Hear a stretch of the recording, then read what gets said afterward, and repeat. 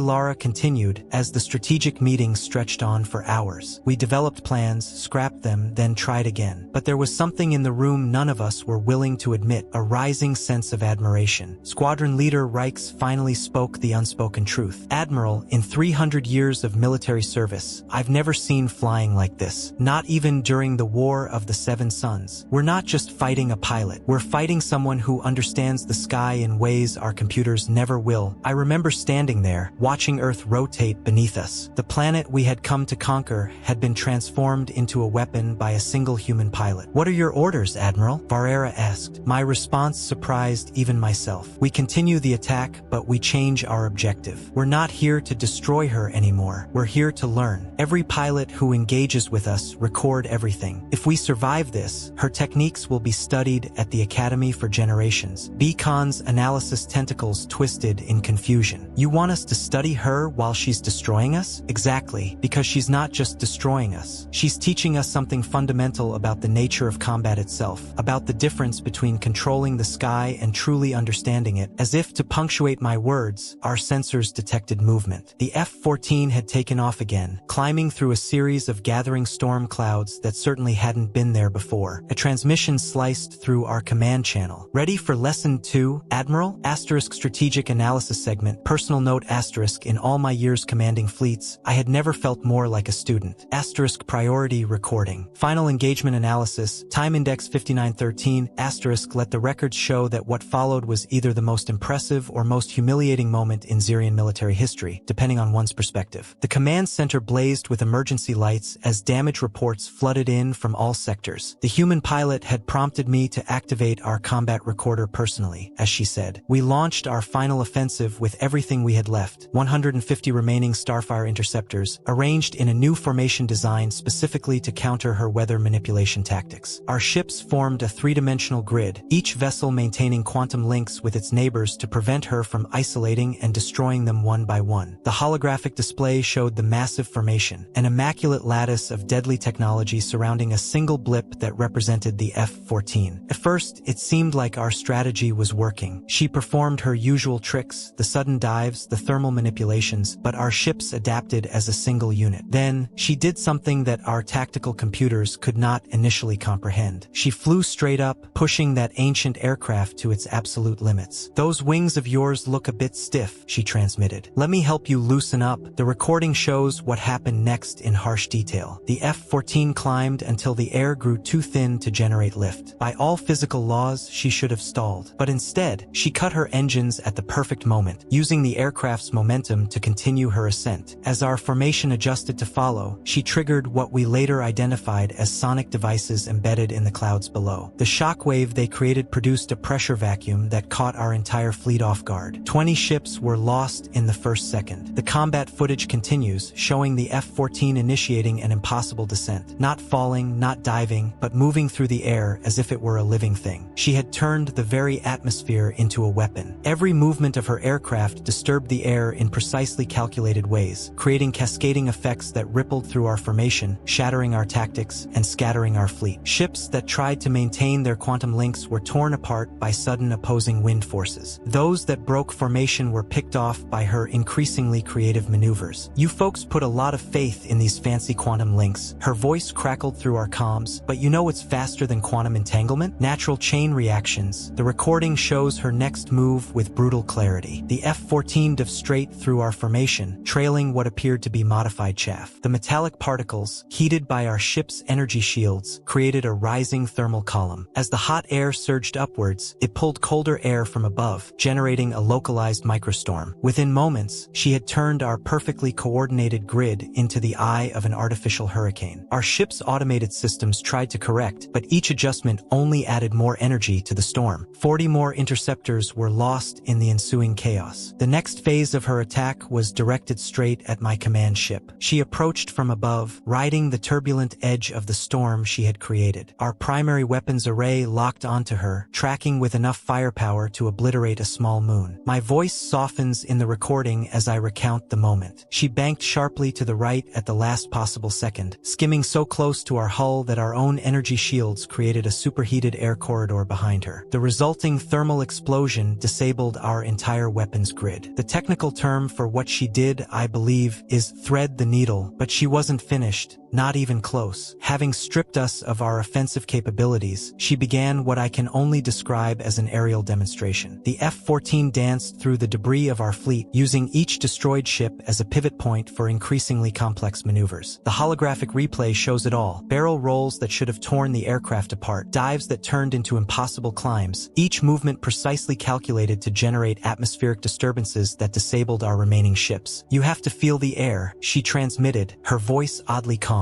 "It's not just something to fly through. It's a partner in the dance." The recording continues, showing the final moments of the battle. Our remaining ships, trapped in the vast storm system she had conjured, struggled against forces we had never imagined possible. She had turned our technological superiority into our downfall. Our shields generated heat, which she used to create updrafts. Our quantum sensors tried desperately to predict her movements, but she moved in ways that defied all predictions. Even our gravitational stabilizers worked against us, preventing our ships from adapting to the rapidly shifting air currents. In the end, she brought down our last interceptors with a maneuver that still defies explanation, something involving the simultaneous exploitation of 4 different atmospheric phenomena, all perfectly timed to the microsecond. With my command ship completely defenseless, she made one final pass, close enough for me to see the pilot herself through the ancient aircraft's canopy. She saluted, and in that fleeting moment, I saw something in her expression that still haunts me. Not triumph, not mockery, but the pure joy of someone doing exactly what they were born to do. "Thanks for the dance, Admiral," she transmitted. "Maybe next time, bring ships that can handle a little weather." Final battle statistics 147 interceptors destroyed, primary command ship disabled, total victory achieved by a single human pilot using technology we had dismissed as obsolete. End combat record, personal note I have never been more thoroughly educated in my entire military career.